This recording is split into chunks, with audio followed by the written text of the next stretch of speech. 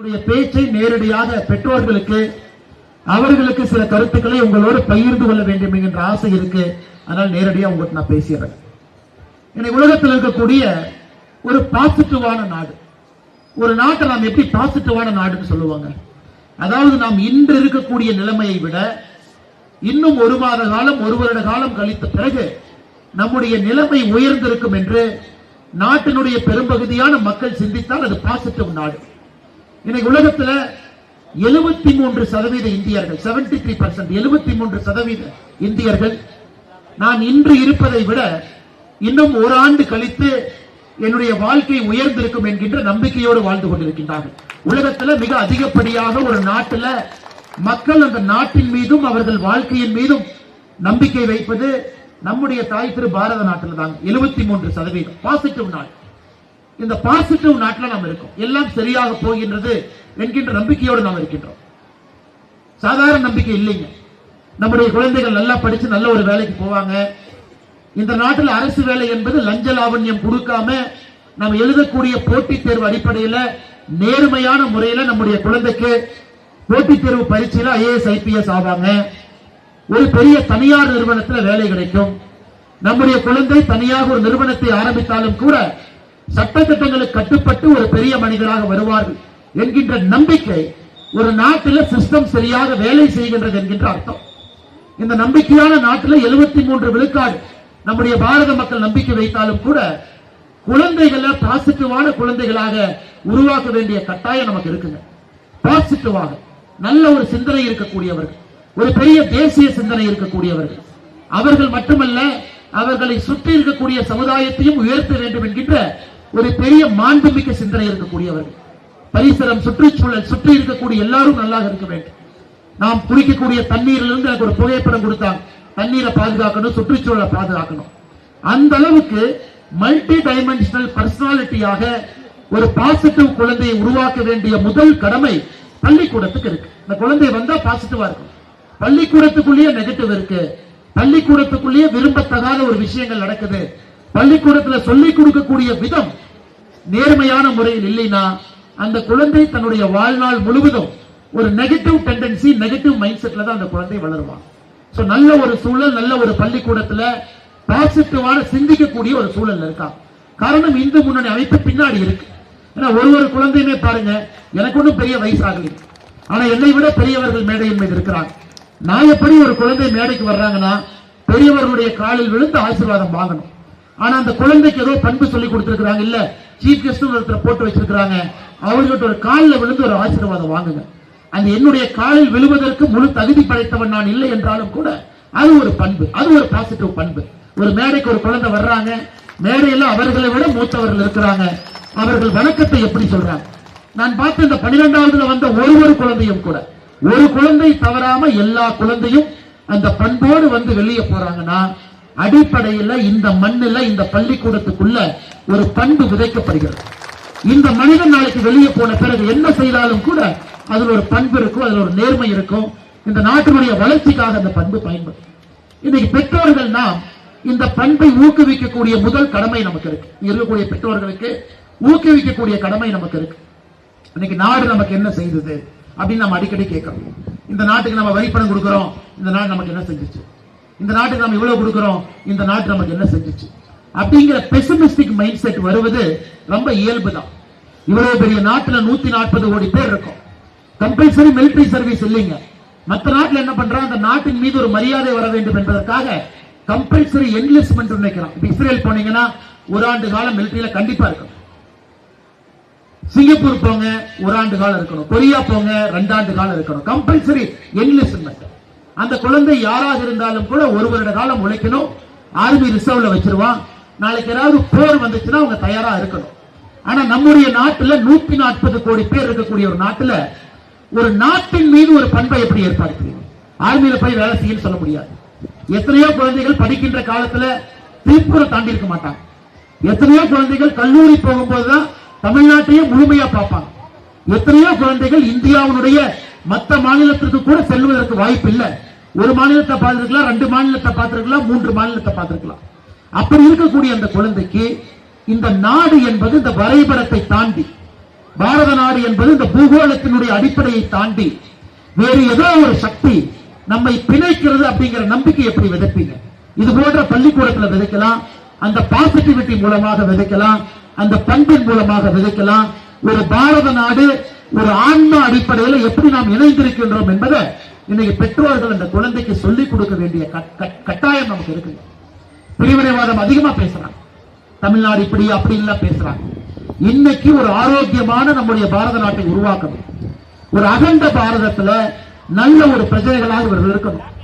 140 கோடி இந்தியர்களுடைய சிந்தனையும் இந்த பாரத நாட்டை நாம் முன்னேற்ற வேண்டும் என்கின்ற ஒற்றை சிந்தனை, அவ்வளவு எனர்ஜி, அவ்வளவு பாசிட்டிவ் போர்ஸ நம்ம ஜெனரேட் பண்ணோம்னா நம்முடைய குழந்தைய ஒரு நாளும் கூட இந்தியன் என்கின்ற சிந்தனையில நம்முடைய பெற்றோர்கள் தாய்மார்கள் குறைந்தபட்சம் நீங்க வளர்க்கணும் அப்படிங்கிறது என்னுடைய அடிப்படையான உங்களுக்கு ஒரு வேண்டுகோள்.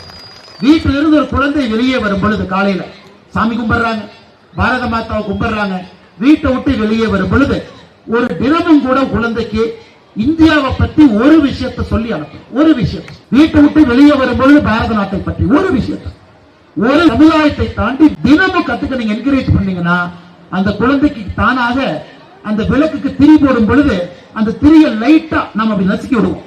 அந்த விளக்குல ரொம்ப பிரகாசமாக அது எரியும்.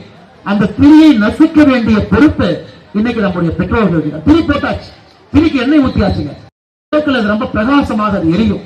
அந்த திரியை நசுக்க வேண்டிய பொறுப்பு இன்னைக்கு நம்முடைய பெற்றோர்கள். திரி போட்டாச்சு, திரிக்கு எண்ணெய் ஊத்தியாச்சுங்க, திரியும் பத்த வச்சாச்சு. அந்த நசுக்கி விட வேண்டிய அந்த முக்கியமான ஒரு பண்பு பெற்றோர்களுக்கு இருக்கு.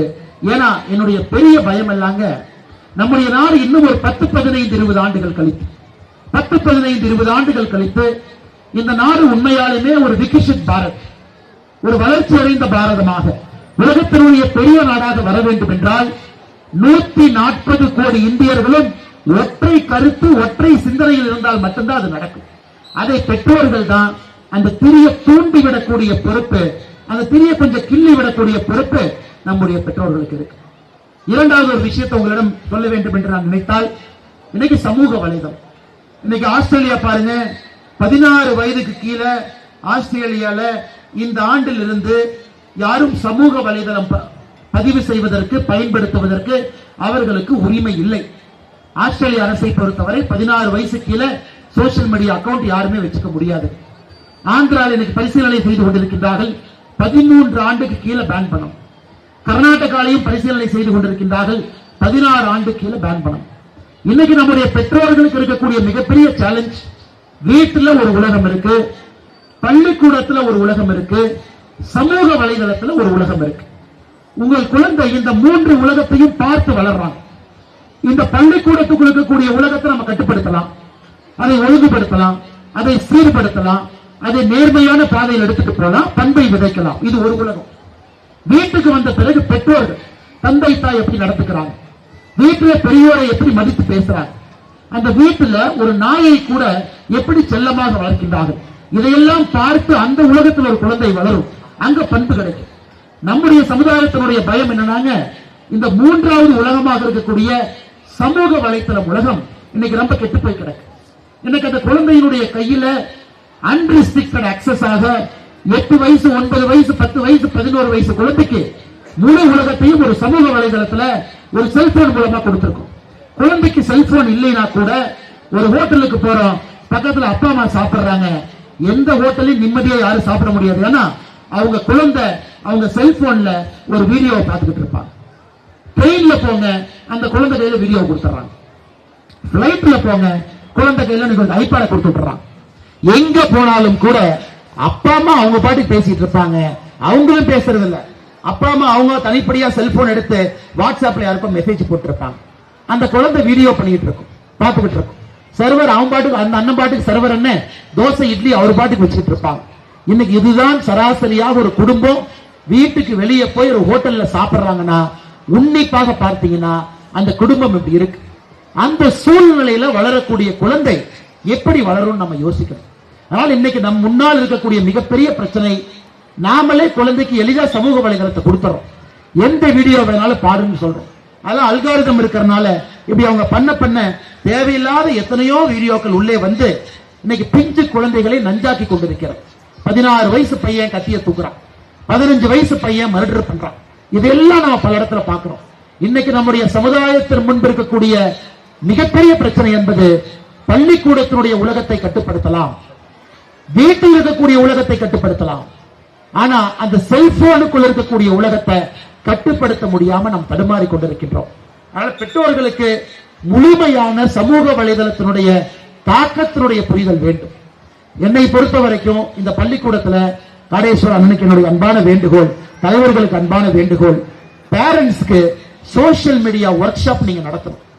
எல்லா பேரண்ட்ஸ்க்கும் ஒரு பள்ளிக்கூடத்துல சோசியல் மீடியா ஒர்க் ஷாப், ஒரு குழந்தைக்கு பேரண்டல் கண்ட்ரோல் எப்படி ஆன் பண்றது, யூடியூப்ல எப்படி அதை ஆன் பண்ணி வைக்கிறது, டிவியில் எப்படி ஆன் பண்றது, செல்போன்ல எப்படி ரெஸ்ட்ரிக்ஷன் கொண்டு வர்றது, அதை நம்முடைய பெற்றோர்களுக்கு நம்ம சொல்லிக் கொடுக்கிறோம். ஏன்னா நாம இன்னைக்கு குழந்தை அழுவுதேன்னு செல்போனை ஓபன் பண்ணி கையில கொடுத்துறோம்.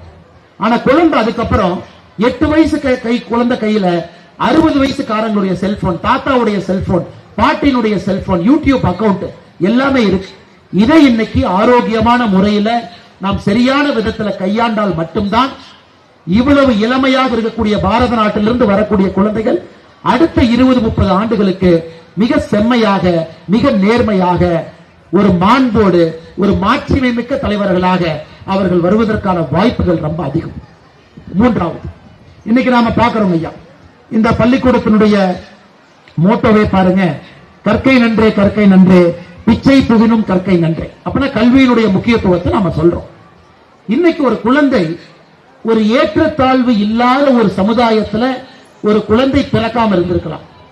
ஆனா அந்த குழந்தைய நம்முடைய தலைமுறையில ஒரு சமுதாயத்துல ஏற்றத்தாழ்வு இருந்தாலும் கூட அனைவரும் சமம் என்கின்ற போதனையை கொண்டு வரணும்னா நம்முடைய வாழ்வியல் முறையை அந்த குழந்தை நல்லா பார்க்கணும்.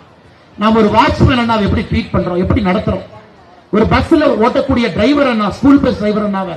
ஏன்னா இந்த பள்ளிக்கூடத்தை பொறுத்தவரை 56 பள்ளிக்கூடத்துல பஸ் பாருங்க, பஸ்ஸுங்களே நான் பார்த்தேன்ல 22 பஸ் இருக்குதுங்க பள்ளிக்கூடத்துல. அப்ப 22 பஸ் குறைந்தபட்சம், 22 டிரைவர், 22 கண்டக்டர், குறைந்தபட்சம் 30 பேர் வச்சுக்கலாம். மெக்கானிக்கு உள்ள இருக்கிறவங்க எல்லாம் அவங்க கிட்ட ஒரு குழந்தை எப்படி பிஹேவ் பண்றாங்க. நாம யூரோப்பியன் கண்ட்ரி எல்லாம் போறோம், நம்ம ரோட்ல நடந்து போனாலும் கூட எதிரில் வர்றவங்க காலையில 9 மணிக்கு 7 மணிக்கு good morning mate, good morning, how are you, how is the day looking, how is the weather அப்படிங்கிறாங்க. இன்னைக்கு வணக்கம், இன்னைக்கு வெதர் எப்படி இருக்கு, இன்னைக்கு நல்லா இருக்கணும் உங்களுக்கு. யாருமே சம்பந்தமே இல்லை. நாம் ஏதோ ஊர்ல இருந்து நாம் ஏதோ நாட்டில் சுத்துறோம், அவங்க நமக்கு யாருன்னு கூட தெரியாது. ஆப்போசிட்ல அவங்க வராங்க. ஒரு ஹோட்டலுக்கு போறோம், காலையில 7 மணிக்கு பிரேக்ஃபாஸ்ட் ஒரு ஹோட்டலுக்கு போறோம்னா ஹவ் ஆர் யூ மேட் அப்படிங்கிறாங்க. ஆனா இந்தியால இன்னைக்குமே நம்ம பேசுறதுக்கு தயங்குறோம், பேசுறதுக்கு காசு கொடுக்கணும்னு நினைக்கிறோம். தெரியாத ஒரு ஆள் வந்தா ஏன் பேசணும்னு நினைக்கிறோம். இந்த பிரச்சனைனாலேயே நிறைய அரசியல்வாதிகள் இந்த விஷத்தை விதைத்து விதைத்து விதைத்து ஒரு ஏற்றத்தாழ்வை உருவாக்கி சில பேருக்கு பேசக்கூடாது, சில பேருக்கு மூஞ்சிய கூட பார்க்க கூடாது இருக்கு. இன்னைக்கு நம்முடைய பெற்றோர்கள் பள்ளிக்கூடம் ஒரு குழந்தையும் எக்ஸ்போஷர் கொடுக்கணும், எல்லா மனிதர்களுக்கும் எக்ஸ்போஷர் கொடுக்கணும், எல்லா மனிதரையும் நேர்மையாக நாணயமாக நடத்துவதற்கு கற்றுக் கொடுக்கணும். இந்த பள்ளிக்கூடத்தில் சொல்றோம், என்னை பொறுத்த வரைக்கும் who is the most important person in the school னு கேட்டீங்கன்னா நம்ம பெற்றோர்கள் சொல்லலாம், பிரின்சிபல்னு சொல்லலாம். என்னை பொறுத்த வரைக்கும் who is the most important person in the school னு கேட்டீங்கன்னா நான் வாட்ச்மேன் சொல்லுவேன். என்னை பொறுத்த வரைக்கும், ஏன்னா பிரின்சிபலுக்கு அங்கீகாரம் இருக்கு, வாட்ச்மேனுக்கு அங்கீகாரம் இல்லை.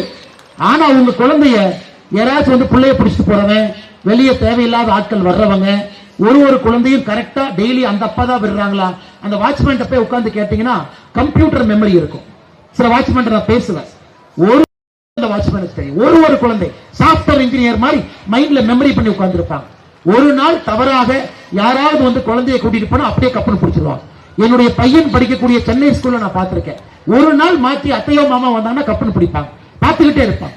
அந்த அளவுக்கு கம்ப்யூட்டர் மெமரியோடு வேலை செய்வாங்க. ஆனா நாம் அவர்களுக்கு சமுதாயத்துல அந்த மரியாதை கொடுக்கிறோமான்னு நீங்க கேட்டீங்கன்னா நாம் அவர்களுக்கு அந்த மரியாதை கொடுக்கல. ஏன் பள்ளிக்கூட ஆசிரியர்களுக்கு அந்த மரியாதை கொடுக்குறீங்களான்னு கேட்டீங்கன்னா ஆசிரியர் பெருமக்களுக்கே அந்த சமுதாயம் இன்னும் மரியாதை கொடுக்கல. இதையெல்லாம் நாம் உடைக்கணும்.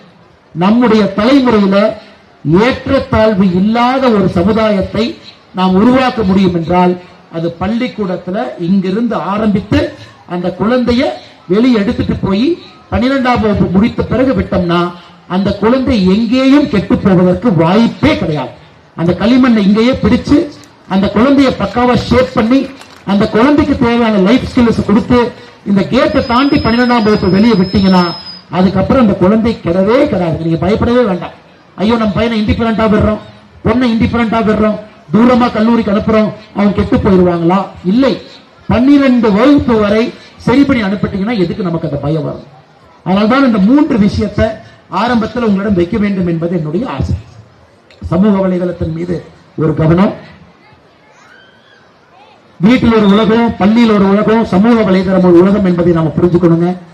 ஒரு மனிதனுக்கும் நாம் கொடுக்கக்கூடிய மரியாதை இங்கிருந்து நாம் ஆரம்பிக்கணும். அந்த குழந்தைய ஒரு வெல் ரவுண்டட் பர்சனாலிட்டி, வெறும் கல்வி, வெறும் மார்க், என்ன ஸ்கோர் வாங்கின அப்படிங்கறத தாண்டி உடற்பயிற்சி செய்ய. இந்த பாருங்க, இந்த ஹேண்ட்பால் பசங்க எல்லாம் அப்படி ஆரோக்கியமா இருந்தாங்க. அதனால இந்த பசங்க ஒரு 10 மார்க் கம்மியா வாங்கியிருந்தா கூட நான் இந்த பசங்களுக்கு தான் மெடல் கொடுப்பேன். இந்த ஹேண்ட்பால் வாங்கி இந்த பசங்க 80 மார்க், ஆனா உடல் ஆரோக்கியம் இல்லாத ஒரு தம்பி 95 மார்க்னா என் கையில மெடல் கொடுத்து அந்த ஹேண்ட்பால் தம்பிக்கு தான் நான் போடுவேன். காரணம், உடல் ஆரோக்கியமாக இருக்கக்கூடிய தம்பி. சுவர் இருந்தால் மட்டும்தான் சித்திரம் வரைய முடியும். அதனால நம்ம உடல் ஆரோக்கியத்துக்கு நம்ம டைம் கொடுத்தே ஆகணுங்க. காரணம், இன்னைக்கு இந்தியா பாத்தீங்கன்னா கேன்சர் கேபிட்டல். கேன்சருடைய தலைநகரம் பாரத நாடு. சுகர் கேபிட்டல், சர்க்கரை நோயினுடைய, நீரிழிவு நோயினுடைய தலைநகரம் பாரத நாடு. ஒன்று மக்கள் தொகை அதிகமா இருக்கிற காரணத்தினால நம்பர்ஸ் அதிகமா இருக்குது. பிரஷர், ஹை பிரஷர், உலகத்தினுடைய தலைநகரம் பாரத நாடு. 14 வயதிலிருந்து 20 வயது வரை ஹை ஃபேட், ஒபிசிட்டி, உலகத்தினுடைய தலைநகரம் பாரத நாடு. அப்படி இருக்கும் பொழுது என்ன ஆகுனாங்க, இன்னும் 20 ஆண்டுகளுக்குள்ள நாம இதை சரி பண்ணலினா நம்ம கிட்ட பணம் இருக்கும், ஆனா பணத்தை ஹாஸ்பிட்டல்ல பில் கட்டுறதுக்கு மட்டுமே கோயம்புத்தூர் ஹாஸ்பிட்டலுக்கு போயிட்டு வந்துகிட்டு இருப்போம். வேற எந்த வேலையும் நம்ம செய்ய மாட்டோம். அதனால இந்த உடல் ஆரோக்கியத்துக்கு ஒரு குழந்தைக்கு ஒரு ஸ்போர்ட்ஸ் இந்த பள்ளிக்கூடத்துல இருந்து கத்த அனுப்பிச்சிருக்கு. அந்த ஸ்போர்ட்ஸ் வாழ்க்கை பூரா அந்த பையன் பர்சியூ பண்ணணும், அந்த பொண்ணு பர்சியூ பண்ணணும். ஹேண்ட்பால், சாஃப்ட் பால், ஷட்டில் காக்காக இருக்கட்டும், கிரிக்கெட்டாக இருக்கட்டும், ஃபுட்பாலாக இருக்கட்டும், வாலிபாலாக இருக்கட்டும். அதனால கண்டிப்பாக பெற்றோர்கள் என்கரேஜ் பண்ணுங்க. ஒரு 10 மார்க் எக்ஸ்ட்ரா வாங்குறாங்க அப்படிங்கறதுக்காக ஸ்போர்ட்ஸ் பீரியட்லயும் வெளியே கற்றுக் கொடுக்கக்கூடிய ஸ்போர்ட்ஸையும் குறைக்காதீங்க. நல்ல ஆரோக்கியமான உடம்பு, விதமான உடம்பு. ஏன்னா பெரியவங்க எல்லாம் இங்க இருக்கிறாங்க. நிறைய பேர் சொல்லுவாங்க, சுவாமி விவேகானந்தர் சொன்னாரு 100 பேர்த்த கொடுங்க இந்தியாவை மாத்திடுறேன். அவர் சத்தியமா சொல்லவே இல்லைங்க, எங்கேயுமே அவர் சொல்லல. விவேகானந்தர் சொன்னாரு 100 பேர்த்த கொடுத்தா இந்த பாரத நாட்டை மாத்திடுவேன். அப்படி சொல்லிங்க. 100 இளைஞர்கள் வேண்டும். அந்த இளைஞர்கள் எப்படி இருக்கணும் டிஸ்கிரைப் பண்றார். தோல் வந்து எக்கு போல, அயன் போல, எக்கு போல இருக்கணும். உடம்பு எப்படி இருக்கணும், அவங்க மனசு எப்படி இருக்கணும், யோக கலையில எந்த அளவுக்கு பயிற்சி பெற்றிருக்கணும். அது போன்ற 100 பேர் வேணும்டா விவேகானந்தர் கேட்டாரோ தவிரங்க 100 இளைஞர் கூட எப்பவுமே கேட்கும். அதனால பல இடத்துல தவறா புரிஞ்சுக்கிறோம். இளமைனா வயசுன்னு நினைச்சுக்கிறோம். இளமை என்றால் உடல் ஆரோக்கியம் என்பதை நம்ம சமுதாயம் புரிஞ்சுக்கணும். 50 வயதாக இருந்தாலும் கூட உடல் ஆரோக்கியமாக இருந்தால் அது இளமை என்பதை நாம் உணர்ந்து கொள்ள வேண்டும். அதனால சாமி விவேகானந்தர் அவர்கள் கேட்ட 100 இளைஞர்கள், எஃகு போல தோல் இருக்கக்கூடிய இளைஞர்கள், நல்ல அறிவு கூர்மை சிந்தனை இருக்கக்கூடிய இளைஞர்கள், மனதை எப்பொழுதும் கூட ஒருநிலைப்படுத்தி இருக்கக்கூடிய இளைஞர்கள் 100 பேர் கொடுத்தா இந்த நாட்டை மாத்திரணும். அவர்களை உருவாக்குவதற்கான முயற்சியை பெற்றோர்கள் எடுக்கணும். வெல் ரவுண்டட் பர்சனாலிட்டி, வெறும் ஒரு உடற்பயிற்சியோடு, கல்வியோடு, நல்ல ஒரு யோகை கல்வி கலையோடு எப்பொழுதுமே மனதை ஒருநிலைப்படுத்தக்கூடிய ஒரு குழந்தைய நீங்க எல்லாம் உருவாக்கணும். இவங்க தாங்க நமக்கு வேணும். நமக்கு டாக்டர் வேண்டாங்க, டாக்டரே வேண்டாங்க. நிறைய டாக்டர் வந்தாச்சு. மோடி ஐயா 2025 இருந்து 2030 வரை 75,000 சீட் 75,000 சீட் ஆட் பண்றாரு.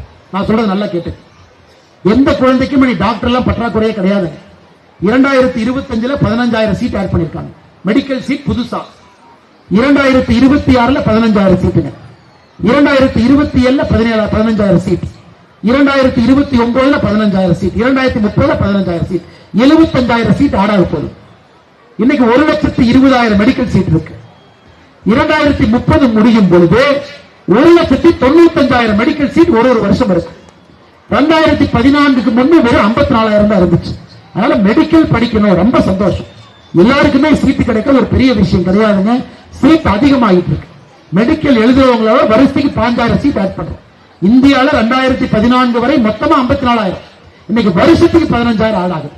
அதனால கல்வி கல்வி என்ட்ரன்ஸ் இதை பண்ணணும், நீட்டு யூஜி பிஜி அது இது கேட்டு அதெல்லாம் இருக்கட்டுங்க. உடல் ஆரோக்கியத்துக்கு நேரம் கொடுக்கிறோமா, யோக கலையை சொல்லி கொடுத்திருக்கிறோமா, ஒரு வெல் ரவுண்டட் பர்சனாலிட்டியாக ஒரு கம்ப்ளீட் மனிதனாக நம்முடைய குழந்தையை உருவாக்குறோமா, அதற்கும் நாம கொஞ்சம் கவனம் கொடுக்கணும். காரணம், நல்ல ஒரு சமுதாயம் வந்துட்டாங்க, எல்லாமே மாற ஆரம்பிக்கும். அரசியல்வாதிகளை நம்ப வேண்டிய அவசியம் இல்லை. நல்ல ஒரு சமுதாயம் தன்னைத்தானே மாற்றிக்கொள்ளும், தன்னைத்தானே திருத்திக் கொள்ளும், தன்னைத்தானே முன்னெடுத்து செல்லும். சமுதாயம் மட்டும் போதுங்க, தலைவர்களே தேவையில்லை. சமுதாயம் தானாக முன்னாடி போகும். அமெரிக்காவில் என்னங்க தலைவர்கள் இருக்காங்க, சமுதாயம். ஸ்வீடன்ல என்னங்க தலைவர்கள் இருக்காங்க, சமுதாயம். நார்வேல என்ன தலைவர்கள் இருக்காங்க, சமுதாயம். சமுதாயம் தன்னைத்தானே திருத்திக் கொண்டு தன்னைத்தானே உயர்த்திக்கிட்டு மேல போகுது. அது போன்ற ஒரு சமுதாயத்தை நாம் உருவாக்கணும்.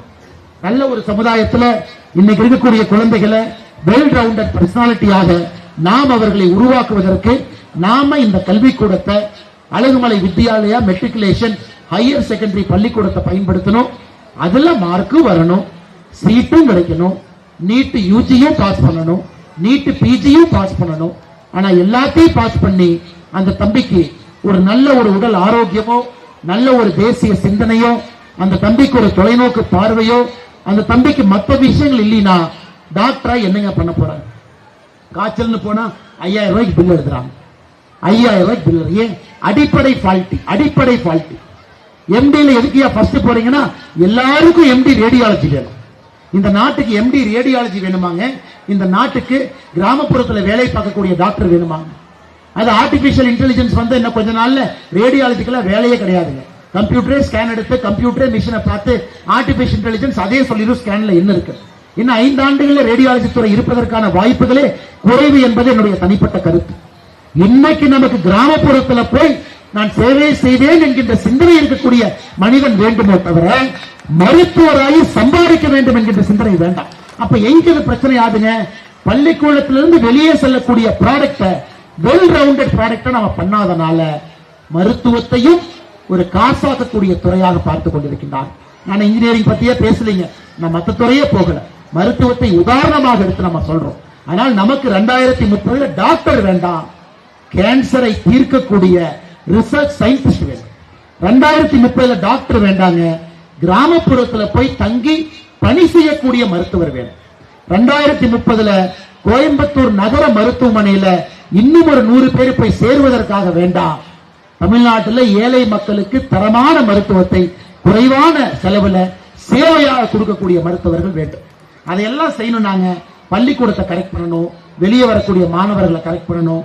அது நம்முடைய Alagumalai Vidyalaya matriculation higher secondary school மிக சிறப்பாக செய்து கொண்டிருக்கின்றார்கள். அதனால் மற்றும் ஒரு முறை மேடையின் மீது இருக்கக்கூடிய எல்லா நம்முடைய அன்பு தலைவர்களுக்கு இந்த நேரத்தில் என்னுடைய நெஞ்சார்ந்த வாழ்த்துக்களை வணக்கங்களை தெரிவித்து, போர்ட் ஆஃப் ட்ரஸ்டி மிக முக்கியமானது. போர்ட் ஆஃப் ட்ரஸ்டிங்க இந்து முன்னணியுடைய ஜெனரல் செக்ரட்டரி அண்ணன் முருகானந்தம் அவர்கள், காட்டன் பாத் திருப்பூர் நிறுவனம் சம்பத்குமார் அவர்கள், ஸ்ரீஹரி நிட்ஸ் கார்மெண்ட் திருப்பூர் ரத்னசாமி அவர்கள், இந்து முன்னணியினுடைய கோஆர்டினேட்டர் அனந்தராமன் அவர்கள், திருப்பூர் பூமாமில் பத்மநாபன் அவர்கள், ஜிவோனி பார்மெக்ஸ் பிரைவேட் லிமிடெட் கோயம்புத்தூர் ஞானகுரு அவர்கள், பிரியா நெட்ஸ் திருப்பூர் மோகனசுந்தரம் அவர்கள், இந்து முன்னணி மாநில செயலாளர் அருமையண்ணன் கிஷோர்குமார் அவர்கள், ராஜேந்திரன் அவர், இந்த 9 பேர் தான் செய்யக்கூடிய மற்ற பணிகளோடு இதையும் பொறுப்பேற்று பக்கத்தில் இங்கிருந்து வஞ்சிவாலயத்தில் ஒரு அற்புதமான ஒரு குருகுலத்தையும் பக்கத்தில் மிகச் சிறப்பாக நடத்தி, இந்து முன்னணி என்பது வெறும் ஒரு சமுதாய மாற்றத்திற்காக இருக்கக்கூடிய இயக்கம் என்பதை தாண்டி ஒரு நல்ல மனிதரை உருவாக்கக்கூடிய இயக்கமாகவும்